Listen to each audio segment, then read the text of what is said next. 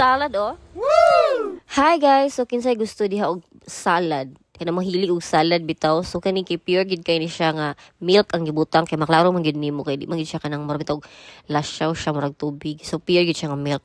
And then ahan ako siya nabay dito sa Gaisano guys. Sinaman di sila displaying ay ani dito.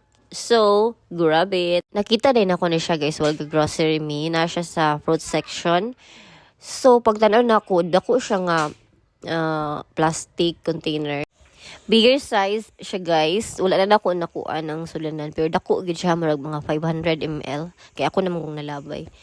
So, what's inside the plastic container is banana, grapes, papaya. Napo dahil siya avocado guys. Na apple. Napoy melon. And then napo siya pinya.